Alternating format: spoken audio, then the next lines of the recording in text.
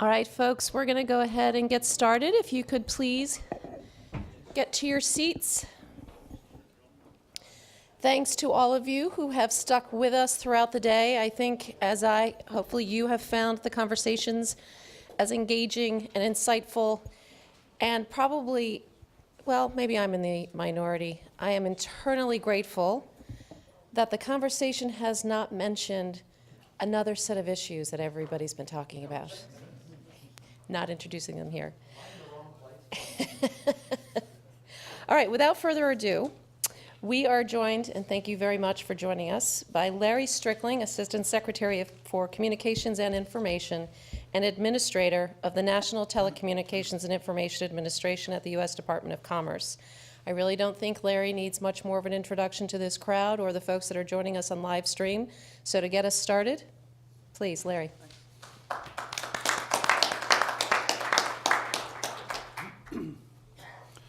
Thank you, Carolyn, and I want to thank Blair, Levin, and John Mayo for the invite to come over here today to share in this 5-year anniversary event. I want everyone to know I brought my mint condition. This is mint condition. People say, well, it looks like you didn't even read it.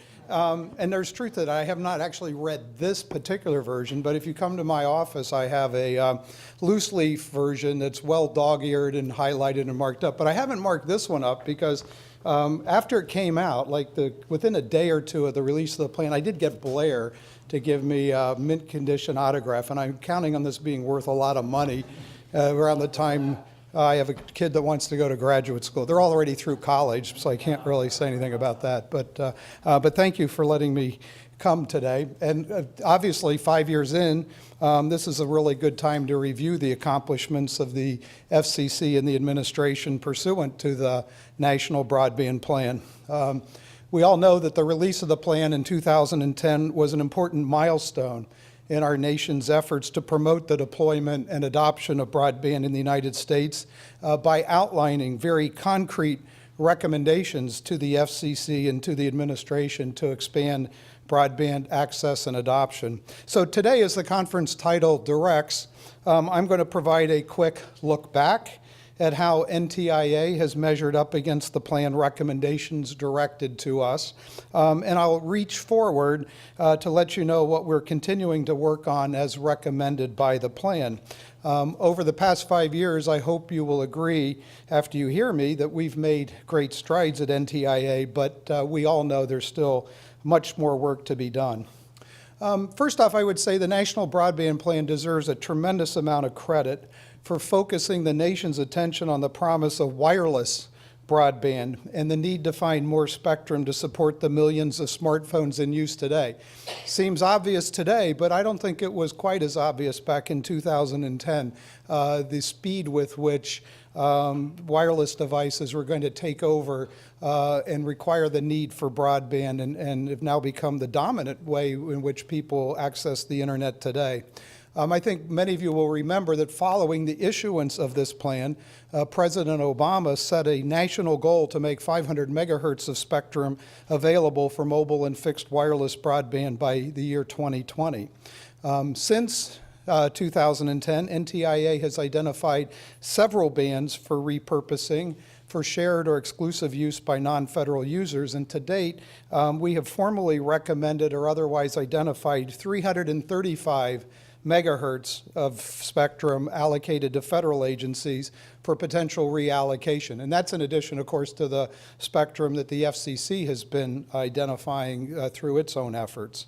And I think the importance of this reallocation is well demonstrated by the results of the recent AWS-3 auction, which generated nearly $45 billion in gross bids by the time it ended in January. Now, since the issuance of the broadband plan, the President's Council of Advisors on Science and Technology has done an in-depth study on the future of spectrum use, and the study concluded that future spectrum needs of consumers and federal agencies would only be met by the sharing of spectrum between governments and commercial interests. And as we continue to review spectrum bands for reallocation, we are proceeding with spectrum sharing becoming the new reality. And out of necessity, where it costs too much and takes too long to relocate federal systems, we have to move beyond the traditional approach of clearing federal users from spectrum in order to auction it to the private sector for its exclusive use. Now, looking ahead, NTIA will continue to work with federal agencies and the FCC to identify additional bands to be made available for commercial use. In 2015, we will continue to explore spectrum sharing opportunities in several bands that are already in the pipeline. For example, we're evaluating the feasibility of increasing sharing for unlicensed devices in the 5 gigahertz band, and we're working with the FCC and the federal government, federal agencies to enable innovative spectrum sharing approaches in the 3.5 gigahertz band. Now, to achieve spectrum sharing, there are a number of tasks that were set forth in the broadband plan that we have undertaken.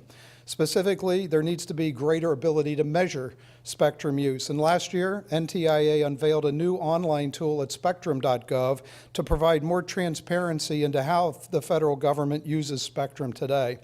NTIA is also overseeing an assessment by federal agencies to quantify their use of spectrum in nearly 1,000 megahertz of spectrum spanning several key bands, and this work will be done in June of this year.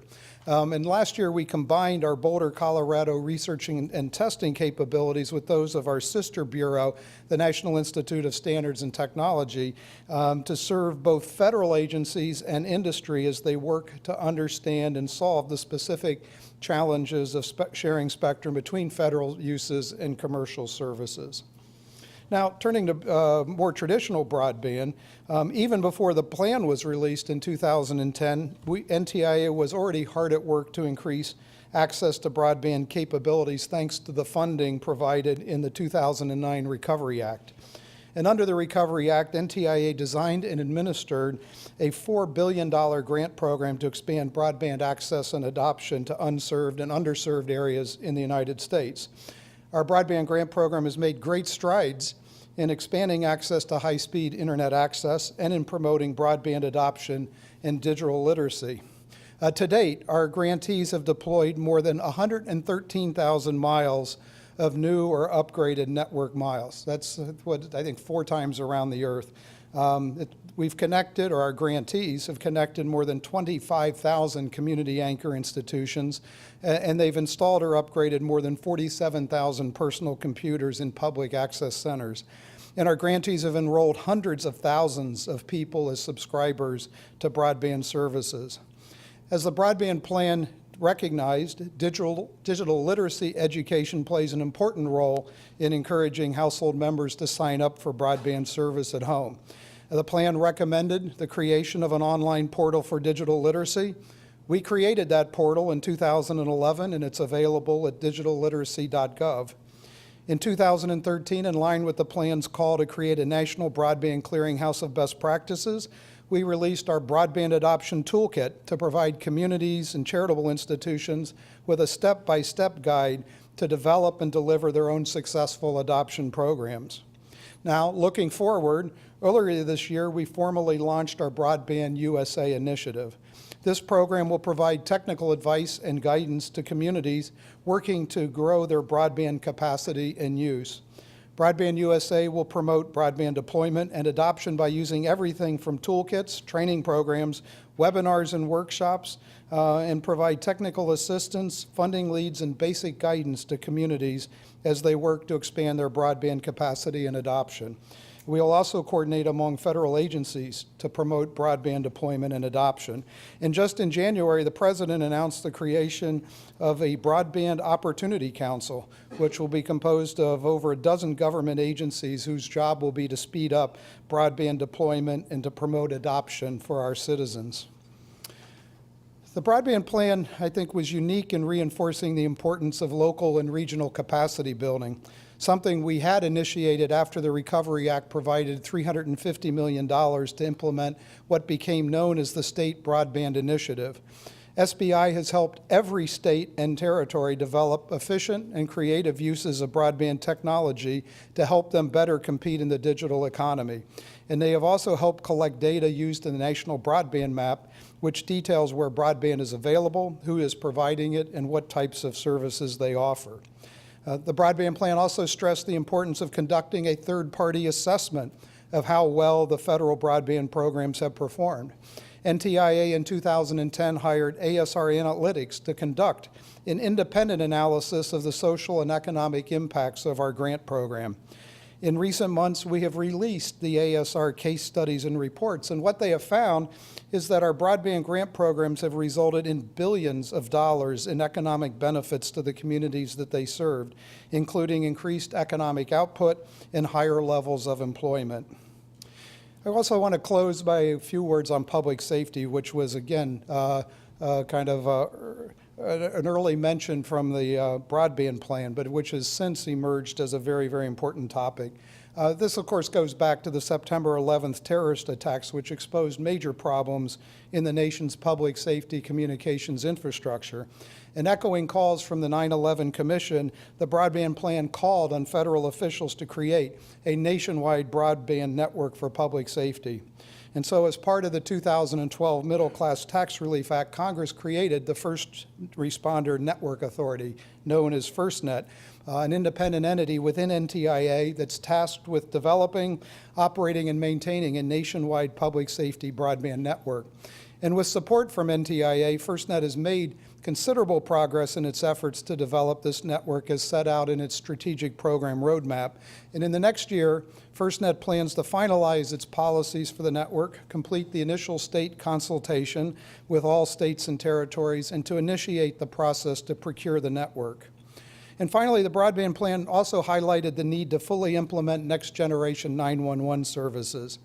NTIA and the National Highway Traffic Safety Administration are responsible, as set out in the Middle Class Tax Relief Act, to implement a $115 million NG 911 grant program to provide funding for states and territories to upgrade their 911 systems. Our two agencies will begin working to get this program stood up once the funding from the auction is made available to us. So as you can see, we have been busy working on issues that will help support many of the goals that were outlined in the broadband plan. And while we have accomplished much, there is much work left to do. And we look forward to working with many of you on advancing these important priorities over the next 2 years. So thank you very much for listening.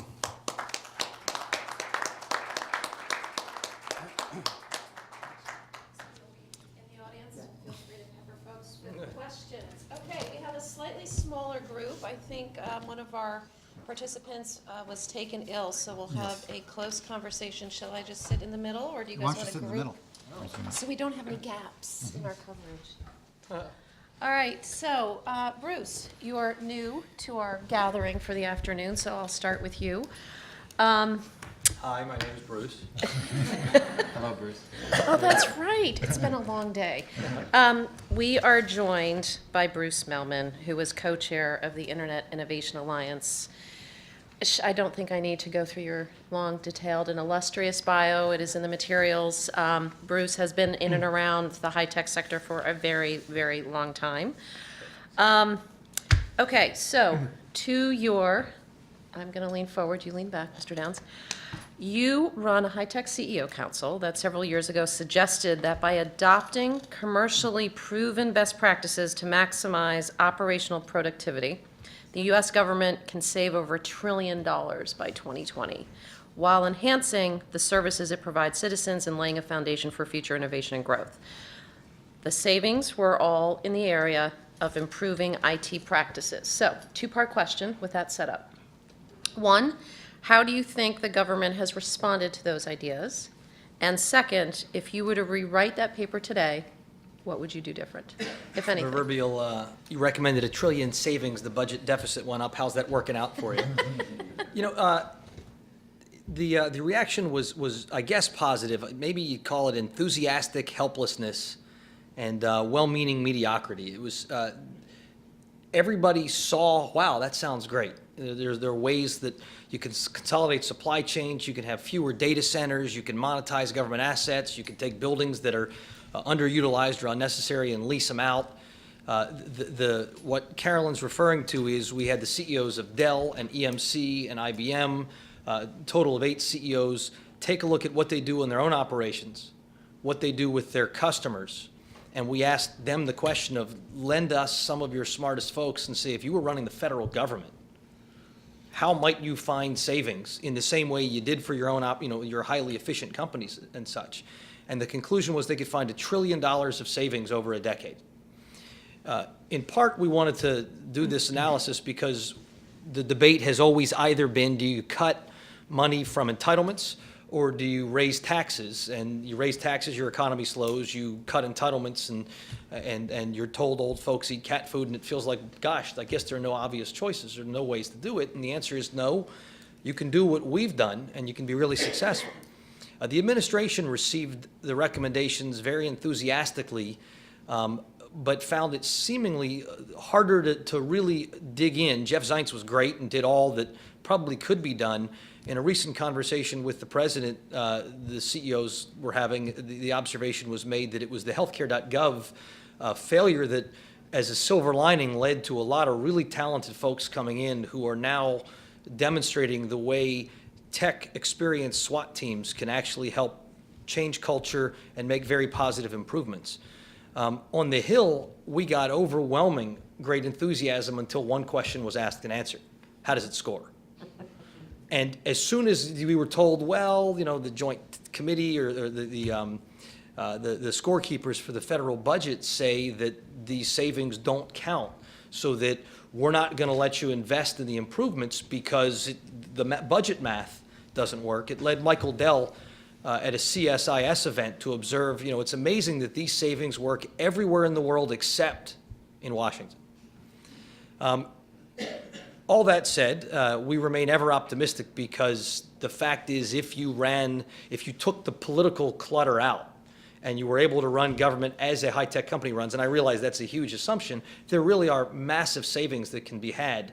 And when you take a look at how the federal budget operates, in the 1960s, it was $3 for infrastructure, education, R&D for every dollar of entitlements. Today, it's $3 of entitlements for every dollar of investment, and next decade, it'll be $5 of entitlements for every dollar of investment. That's from Third Way. That's their data. When you look at that, you realize, gosh, we're not going to be nearly as competitive if we can't figure out a way for the government to do more with less resources and to not give people less services, but to give more services. The technology industry demonstrates, and particularly the cloud, how that can be done. The second part of your question asked what we would do different. I know what needed to be done different. I'm not sure the tech CEOs could do it different. What needed to be done was something, folks with inside the Beltway expertise needed to take on government inflexibility, budget, scoring, the workforce and workforce acquisition of talent and flexibility, incentives for agencies. If Larry helps the Commerce Department figure out how to save $1 billion, the appropriators are going to take $1 billion away from you. So there's no particular incentive other than Commerce has always been one of the real great exemplars, helped, frankly, by NIST down the road, but has been a great exemplar in efficiency. Those things we didn't address. They may take the Holtz-Eakins and the inside the Beltway geniuses more than we, but knowing everything I know now, I would have done more than get my CEOs to give me what can be done. I would have probably commissioned study follow-on number 2 to how to get it done in the Washington that we live in. So let me follow up there. With that mindset, knowing what you would do different, do you think perhaps you even underestimated what the potential opportunity was by 2020, if, again, you did this second stage and figured out how to make it work inside the Beltway? If one observes what's happening in manufacturing and what's happening on the internet, yeah. Now, not for any reason other than folks at the time of the National Broadband Plan didn't realize even where we were, and that was a pretty sophisticated effort run by a pretty sophisticated team with every intention of being as forward-facing as they possibly could, and still, I think the future surprises everybody. Look, we still have a mainframe government in a cloud-based world. There are still huge opportunities for improvement. None of that is off the table. I think, frankly, the administration would like to do more, and if the scorekeepers would allow the initiatives they understand as needed and that we recommended to be implemented and scored in the savings that they would be, I think even in these last 2 years, let alone the next administration, a lot of progress can be made. So Larry, turning to you for a quick moment, you have written a book, and for anyone in the room who hasn't read it or online who hasn't read it, I would highly recommend it, Big Bang Disruption. You talk about and document this phenomena of accelerated technology cycles introducing a whole lot of volatility into different markets. You know, given Bruce's commentary about one of the incredibly hard but really important things to fix is sort of how government does what it does, can you offer thoughts about bringing your perspective on disruption to this issue of breaking through the juggernaut, especially as applied to government's desire to expand adoption, grow access when it comes to discussions of broadband? Sure. The phenomenon that we looked at in the book and the continued research that we're doing is sort of fundamentally different, and we heard this in some of the earlier panels where we were talking about, you know, what we got out of Internet 1 in terms of productivity as opposed to what we're going to get out of this next generation. And one of, I think, the fundamental difference between how the technology has evolved and therefore how it's affecting markets is we've now reached this point where more and more of the things we're seeing introduced in the market have this weird combination of characteristics. They enter the market both better and cheaper than the things they compete with.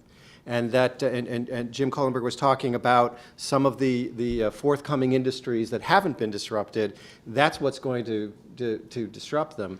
And all I can tell you about the sort of the pace of this is our research suggests it's not surprisingly it's just going to accelerate. And there's sort of these four, what we think of as sort of four economic factors, integrated factors, that are driving the continued acceleration of this better and cheaper phenomenon. One being the sort of continued decline in the price of the core technology, so Moore's Law and everything that continues to deflate everything having to do particularly with digital technology, but also with the human genome and certain energy things and lighting and other things as well. Secondly, this emergence of these robust platforms, as Bruce was saying, the cloud, mobile fixed broadband networks, ubiquitous devices, reusable hardware, and software component parts. That's made it cheaper to do both the R&D and the actual deployment of these products so they can take off very quickly at a very low price.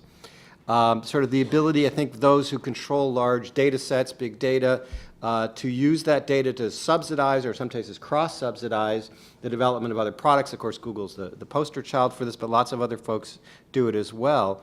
And that means that the new products, when they enter, one of the reasons they're cheaper is because often they're free.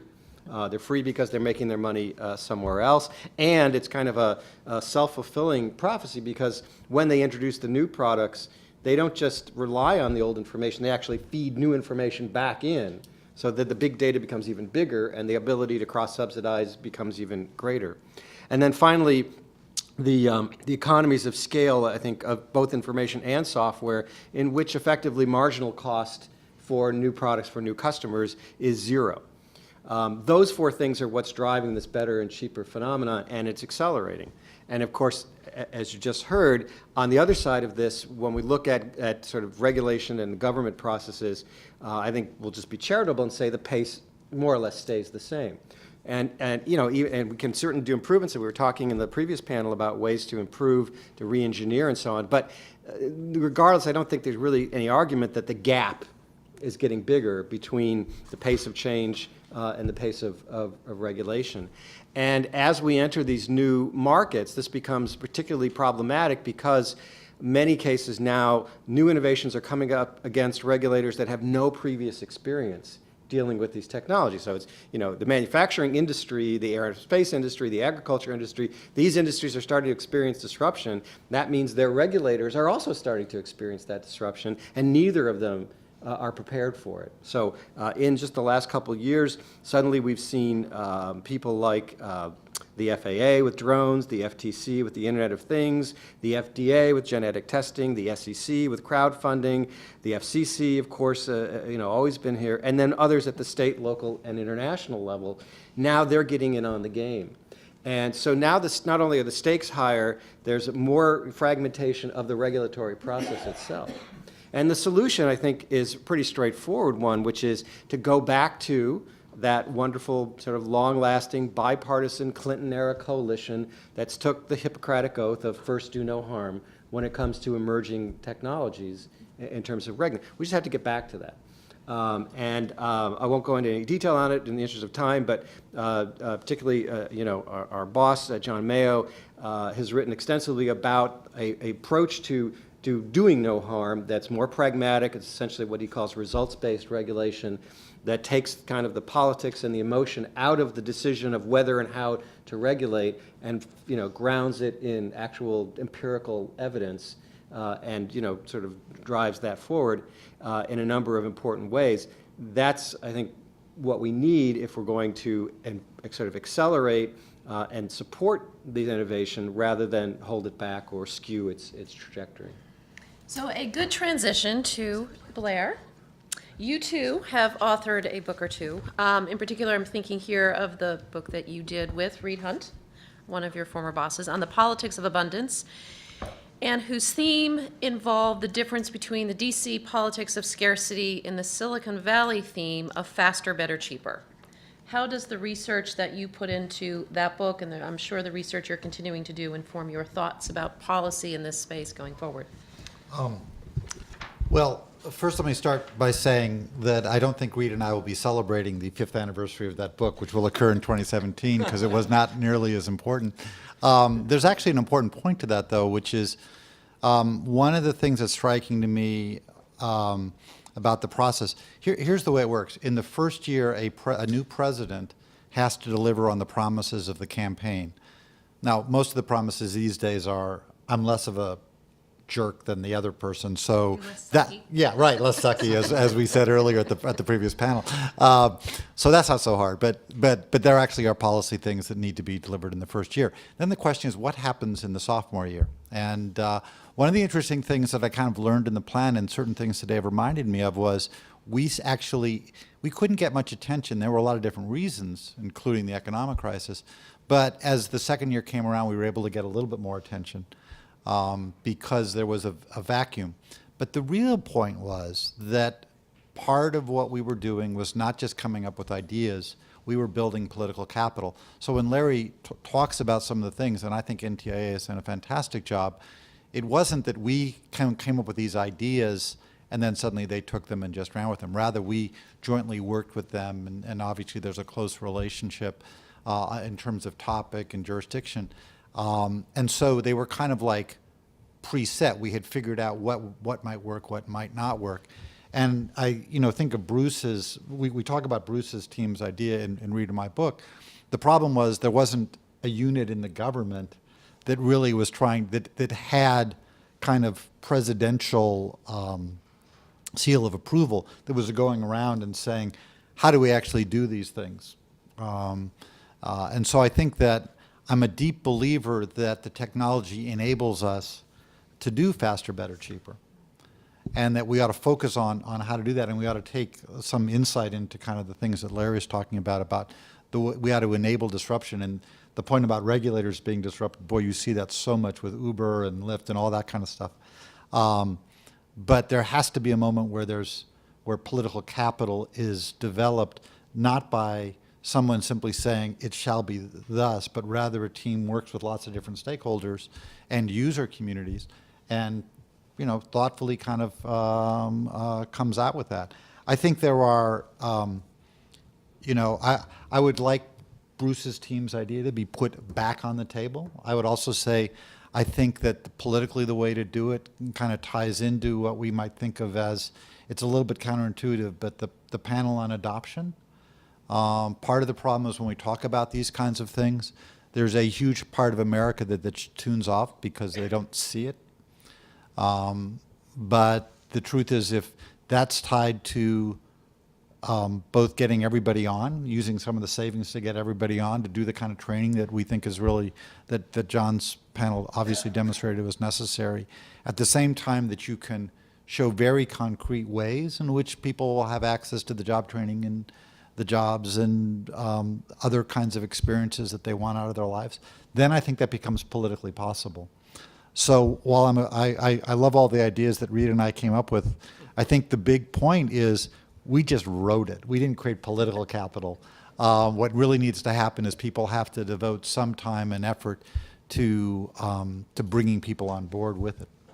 I think we have the beginnings of a new book between these three gentlemen. I'll send you some more ideas about how you can bring this all together. Oh, can I say one other thing? I do want to apologize for Shirley, who really wanted to be here, and we really wanted her here because an important part of the plan was connecting everybody. I have to tell you, she probably would have been the person most critical of the plan, and that's okay, but we want that too. I also want to, because she represents the rural areas and thinks that what we suggested in the plan wasn't sufficient to make sure that rural folks are all connected, and that debate continues. I want to recognize Carol Maddie, who's in the audience, Steve Rosenberg, who's in the audience, both of whom worked on the plan and stayed at the FCC, and I think have done a great job in terms of public service in trying to both achieve what Shirley wants, but do it in a way that's sufficient for the government, and that debate is always very robust. I would just note that later on this spring, I think the FCBA will be having another very long session on what's next in universal service coming out of the plan. Certainly the high cost fund, there have been some efforts to reform. I'm not sure they're completed. They're not done yet. E-rate we've talked about, but that has to be implemented, and we've also talked about Lifeline. But those things are all important, and I think, again, if we only talk about kind of high-tech whiz-bang things, we lose a lot of people, so we've got to put this together in a package. Can I just want to interject if I can, because I think Blair is selling his own book short. Recognizing, as you say, it was a book and not a movement. But there was one really, what I found very compelling idea, which I don't think is dead, its time is not over by any stretch, and that was your and Reed's notion that we would solve a tremendous number of current and future regulatory fights if we had more abundance. And particularly abundance of capacity, let's say, in networks, in mobile networks, and fixed networks, just if we had more stuff. And it's not an uncontroversial position. I happen to think you're quite right, and I found that the most compelling. Obviously building ahead of capacity is something that's hard for Wall Street to understand. But we know with every other technological revolution that we've experienced that, in fact, it really is true that if you build it, they will come.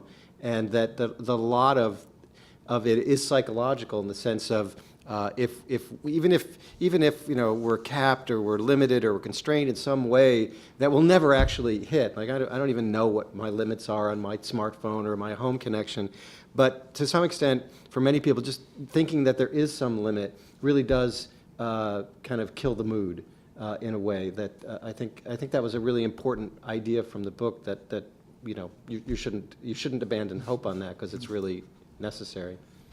So speaking of abundance, taking a quick look from each of you outside the Beltway, and we can anyone can do jump ball to be the first one here.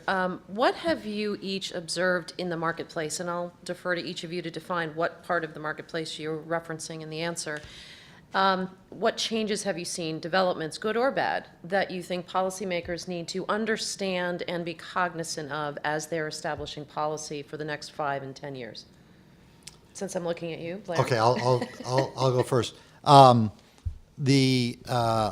think the biggest thing is the development of the Internet of Things. I have a lot of faith that what Jeff Immelt refers to as the industrial Internet of Things will proceed fairly well because there's a lot of market incentives to do that. What I worry about is what you might think of as the civic Internet of Things. That is to say that, and I think of this more as cities, but with all kinds of different services, their ability to utilize sensors and other kinds of data to improve how they deliver a lot of different things. I'm actually quite excited about it because I think that it's almost like that's the new infrastructure. That is the thing that we both create in common and we share in common, and it is something which I think can definitely improve our lives. At the earlier panel, we were talking about some of the challenges to it, all of which go to the problem of the Internet of Things, which is, do people want their data to be accessed by whom? How do you deal with the security of it? So there's both a greater opportunity than we saw when we were doing the plan at the same time that I think there are certain barriers. And what John was talking about in terms of the barriers of using, John Bailey, in terms of using educational data and kind of parents' revolts about that, I think is troubling. And one of the things, again, where you have to build the political capital so that you can give people the sense of security. So that I think is probably a very big thing. I think it's really important that people have faith that their government. The healthcare.gov thing was so sad to me. Not just because I happen to believe that it was a very good law, but because I think it took away people's faith in government, which in the course of my lifetime has gone down rather dramatically.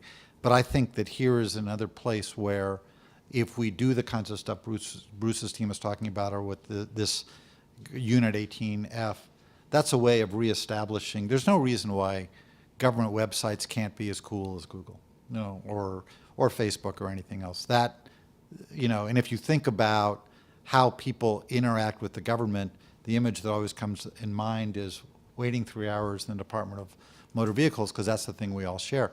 But except that actually doesn't happen anymore, and now it's pretty cool. But it really ought to be all across the board in government, where this is kind of government as a platform. So I think those two things combine to be kind of where I think the next administration. I mean, I know Larry is going to work till the lights go out on the last day in January 2017. He's going to work really hard. His team's going to work really hard. They're going to do a lot of great things. But there is a certain cycle to these things, and I hope that we get into the kind of the idea bloodstream here that is the job of the next administration, to really make sure government looks as cool as the best website. Can I ask you a follow-on question before I turn to the two of you to comment on the same topic? And that is, are there any examples around the world where you either look to a government's use and operation interface with technology, as you just described, we need to, as either a shining example of something we should aspire to, or, oh my goodness, that's exactly what we want to avoid? Yeah, yes, and I'll tell you a few, but there were certain paths we didn't take in the plan, and it's interesting. One of them was to do a lot of international comparisons. Part of the reason we didn't was because they're backward-looking, and they don't tell you where they're going to go. Secondly, you get into a lot of very partisan, preset narrative debates, and so we actually didn't do a lot of that with the plan. But there are a couple of things. Obviously, Estonia with its e-government is way ahead of where we're at, and there are a lot of different reasons for that. And I'm not saying it's horrible. I would not exchange. I would say I'd rather be in the United States with all of this. I think we have so many advantages. Not that we're number one in everything, but we're number one in some things that really count, including the iconic companies and the talent, which I think is what counts most. I think what the Stockholm, broadband system is really cool. But the one I really would point to would be Singapore and Korea, South Korea, obviously, not North Korea.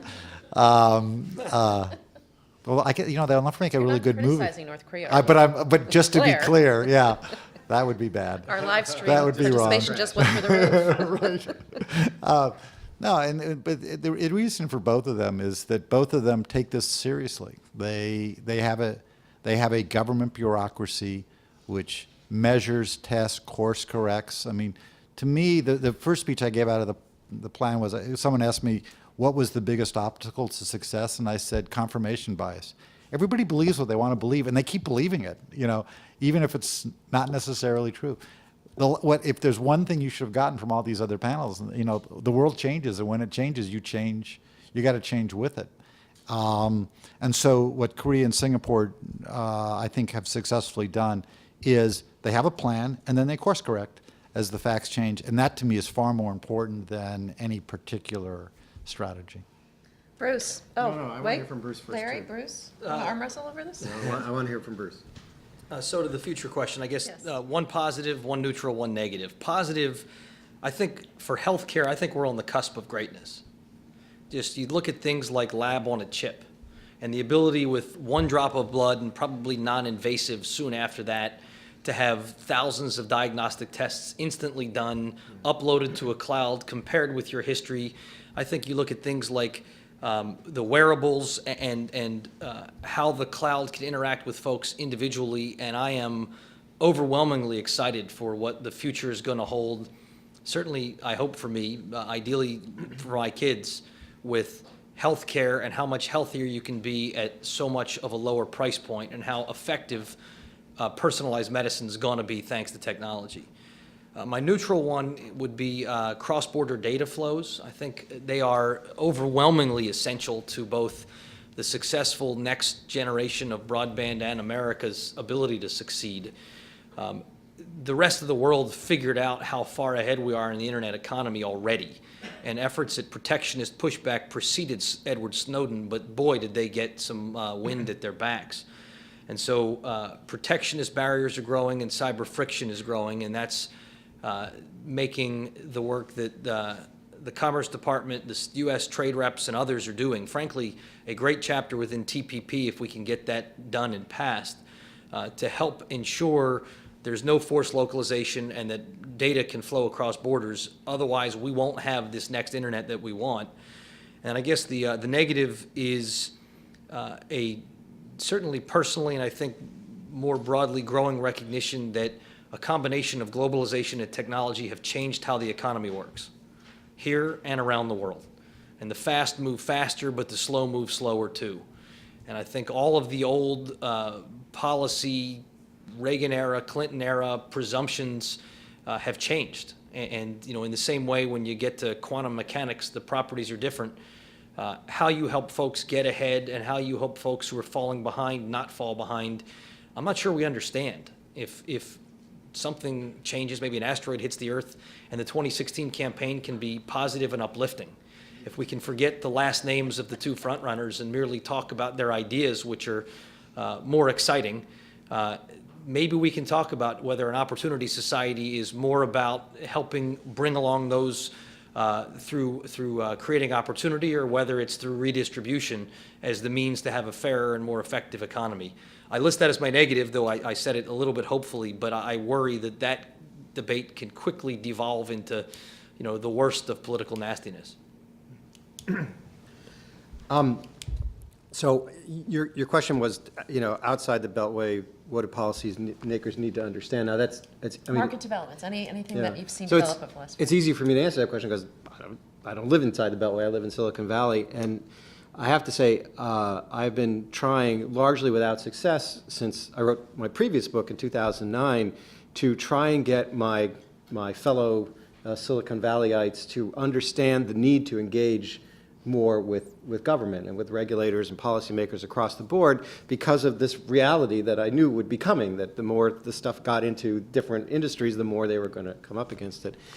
The attitude, I mean, so if I'd taken your question and I'd kind of done a poll of Silicon Valley folks before I came in and said, you know, what do policymakers need to know? They would have said, policy what? They still just don't believe in the existence of Washington and Sacramento and every other thing. And it's a particularly acute problem now with the millennials, because they live those four factors that I mentioned before. They understand the physics of better and cheaper, and they expect that it not only will always be there, but that it will accelerate. That, you know, the next iPhone will come out sooner than the previous iPhone, and the next, et cetera, will happen. And anything that happens that doesn't fit that model, they kind of treat as a bug, and they figure out some way to route around it. So if that's, you know, bad products, if that's sort of, you know, intransigent incumbents in the hotel industry or in the taxi industry, whatever it is, if it doesn't fit that model, they just figure out a way around it. And they will not take kindly, I think, to efforts to constrain the way in which, you know, they just want to hack things, and in the good sense of hacking things. So they, you know, and of course, you know, they're completely unrealistic about this. But if this conversation was happening during the healthcare.gov problems, people in Silicon Valley would say, you know, well, let's just hold a hackathon and we'll just write the thing in 48 hours. You know, we'll just solve it in 48 hours. They couldn't have, but I think, you know, there's sort of an attitude that they actually can do it. So one of the things that's important is, I think the millennials, they don't think about assets the same way we do.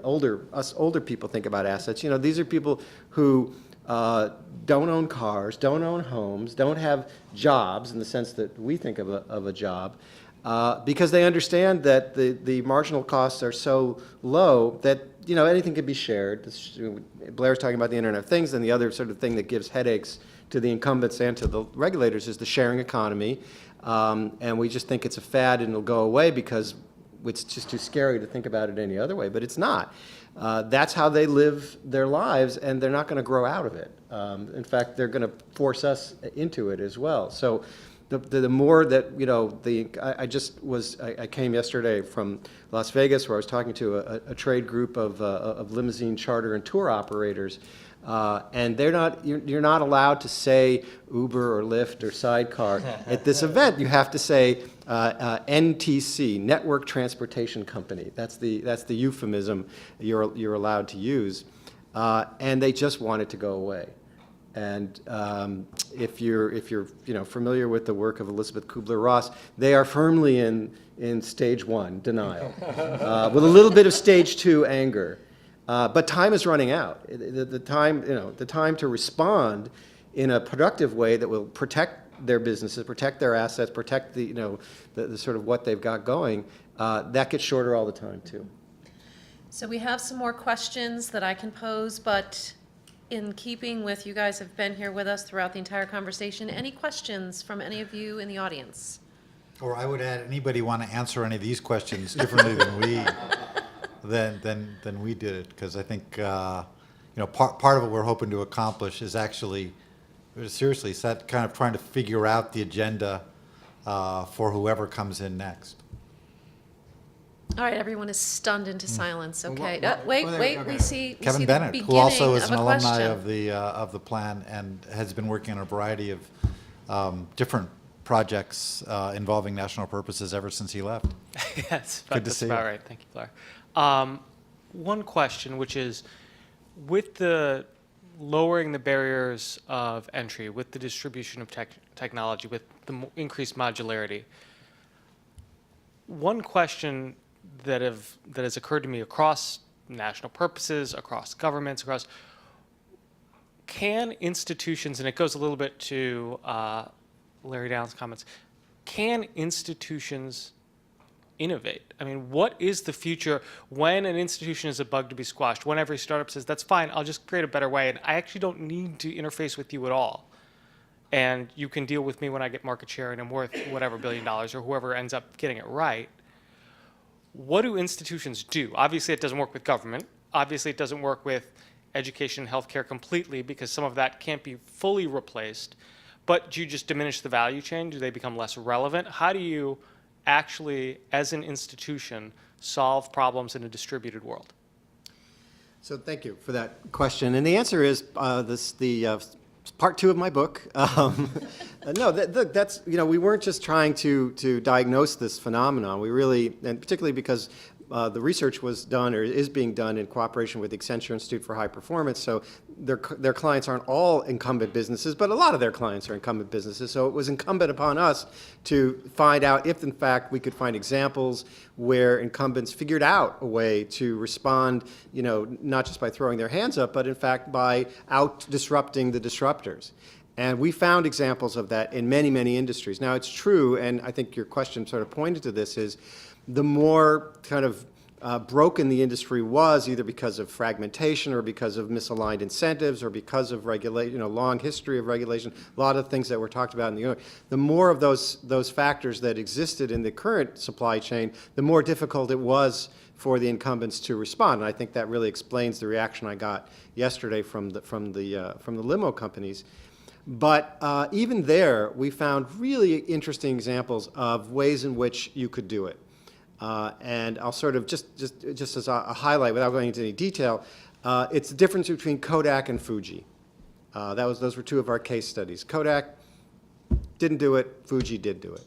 And there are definitely lessons to be learned from both the failures and the successes. And I, for one, do not believe that government is a hopeless industry in terms of being able to exploit the opportunities of rapidly accelerating better and cheaper technology. I think it's entirely doable. It's very, very hard, and I'd probably say it's doable because I haven't tried to do it.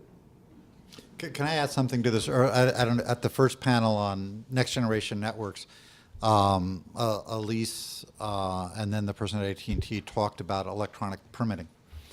And when that issue came up in the negotiation, I was kind of flabbergasted until I realized government has always been the monopoly provider of construction regulation and therefore had no incentive whatsoever to adopt that. In fact, if you think about the internal institution, kind of a counter incentive because slower means more jobs.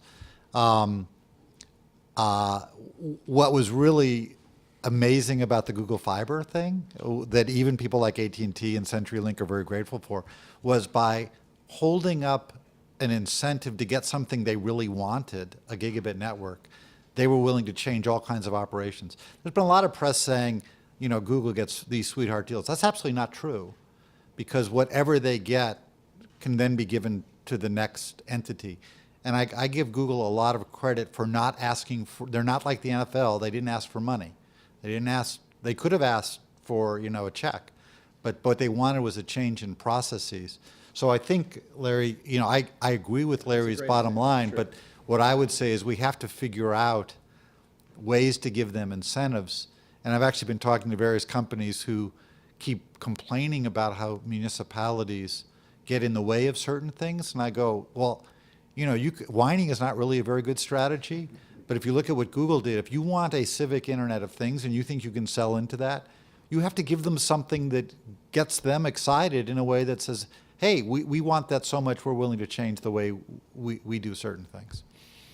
So speaking of, before we get to the sort of final round question, I think a recurring theme throughout today, and there have been several, but one I wanted to bring to this panel's attention and get your reaction to it is spectrum, right? We heard from Jason Furman how important spectrum policy is to this administration when it's viewed through the lens as an agent of change and bringing more broadband and then enabling all the things that having access to that technology enables. And then certainly from Larry Strickling, we heard, you know, top priority certainly within NTIA, but generally, again, throughout the administration. There is a lot of activity going on around spectrum allocations and spectrum policy development at this current FCC. But I guess what I would ask the three of you to respond to is, how relevant do you three see spectrum policy being 5-10 years out in terms of growth and being a catalyst for change across any of these issues that we've been talking about? Broadband as applied to healthcare, broadband as applied to education, broadband as applied to reform of government. You know, one of the first of all, I think it's really big, but not necessarily in the way we always think of it. It's one of the things we really talked about in the plan, but not nearly as much as I wish we had, is simply that the E-rate itself was developed at a time of dial-up. So the idea was, you know, like a single phone line getting a single computer into a single classroom. Wi-Fi was not what it is today. We don't think of unlicensed as kind of in a traditional paradigm, but absolutely in every healthcare facility. I mean, you know, all kinds of different apps are made possible by that low power small cell, what we really think of as nomadic rather than mobile technology. So that's a very big thing that I think is really important to all of this. The Internet of Things is fundamentally, it's somewhat about cellular, and certainly the connected car I think will be about cellular, but the Internet of Things is largely a Wi-Fi or Bluetooth kind of phenomenon. I do think that for lots of different reasons that we've talked about at several different panels, spectrum is one of those things. One of the things I learned from my first time at the FCC is the things that turned out to be most important were things that nobody really focused on. And whether we were lucky or we were good, I don't really know. But and the things everybody focused on that were the big political controversies turned out to be not that important. The 14-point checklist turns out to be not that important in retrospect, but having terminating access charges be basically nothing turns out to be really important. So I think spectrum in this administration, I think when people look back, they'll say that a lot of very important things were done. When I think about something that got no attention, it was how we moved the digital television transition from basically 30 years to about 10 years, 12 years actually. That is the spectrum that enabled 4G. We had no idea what it would be used for at the time. So I think a lot of the stuff that John Leibowitz was talking about earlier, 10 years from now, I'll go, well, it's so great that that spectrum was there for it. Larry, Bruce? Well, I mean, I could be very quick on this. I think spectrum's everything. It's everything because mobile is everything. And it's for all the reasons that Blair described, and several more we haven't invented yet. So whatever we come up with, it's not going to be enough. We're going to have to continue to innovate. We're going to have to continue to, do all the things that the previous panel discussed, because spectrum is everything, because mobile is everything. Yeah, I don't, adding on to that, only add to in the spirit of the anniversary, I mean, it feels like the lessons that have been learned are making more bandwidth available. The Clinton administration was wildly successful. The Bush administration did well. This administration is doing it, is really important. The industry looks very different than it did 10 years ago. You should make sure it can look very different 10 years from now, allowing the consolidations have mattered. Got to say it, the wireless has thrived in a light touch regulatory framework. We've just plucked a bunch of feathers off the golden goose. Maybe it won't impact egg production, in which case, great. Maybe it will. But, this is an experiment not run, and at least past performance sure was looking pretty good to me. And then the last thing, we've seen at least the device layer, permissionless deployment. Nobody had to get permission to do tablets or iPhones or other things. I hope it persists that way because that's been a key element of success. All right, so Bruce, I'm going to pose the closing question first to you, and then we can go in reverse order.